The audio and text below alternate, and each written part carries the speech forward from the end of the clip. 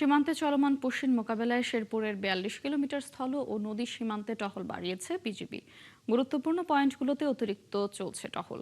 তবে এলাকার লোকজনের অভিযোগ, মানব পাচারকারীদের যোগসাজশে পুশিনের চেষ্টা অব্যাহত রয়েছে।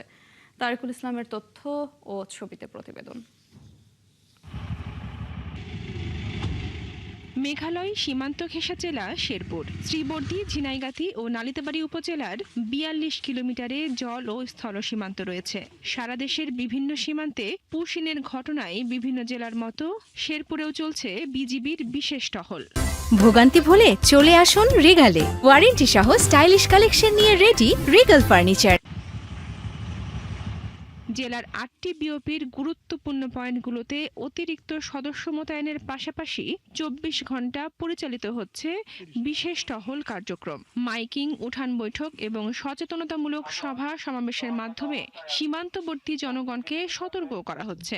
সাধারণ জনগণ আমরাও খুব সতর্ক আছি। যদি ভারত থেকে অবৈধভাবে কোনো লোক আমাদের বাংলাদেশে ঢুকে, তাহলে আমরা অবশ্যই বিজিবির কাছে হস্তান্তর করব। বিডিবি ও আমরা গ্রামবাসী আমরা খুবই সতর্ক আছি। যদি অপরিচিত লোক দেখি তাহলে বিটিআররা মেরাঙ্গর কয়ে দিছে, আমরা ক্যাম্পে খবর দেন। সীমান্তবাসী বলছেন, মানব পাচারের সঙ্গে জড়িতরা পুশিনে সহায়তা করছে। আমাদের জায়গা হয় না, এরপরে যদি ভারতের লোকজন আমাদের দেশে নামাই দেয়, তাহলে আমরা কোথায় গিয়ে দাঁড়াবো? আমরা এলাকাবাসী সতর্ক অবস্থান করছি। আমরা এরকম সন্দেহভাজন কোনো কিছু দেখলে অথবা আমাদের কাছে মনে হলে আমরা তৎক্ষণাৎ বিজিবি ক্যাম্পে জানাবো।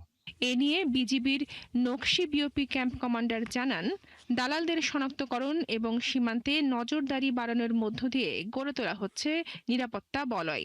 ওভারঅল আমরা চেষ্টা চালাচ্ছি এবং আমাদের সীমান্তে যদি কোনো প্রকারের কোনো অপরিচিত লোক আসে, আমরা তাকে আমাদের আইনের যা আছে, আমাদের আইন অনুযায়ী তাদের সাথে আমরা সেই ব্যবস্থা গ্রহণ করব। সম্প্রতি নালিতাবাড়ী উপজেলার রামচন্দ্রপুরা সীমান্ত দিয়ে ৫ জনকে পুশিনের চেষ্টা করে বিএসএফ। সাধারণের জন্য জানানো যাচ্ছে যে বনশ্রী হালদার, ৭১।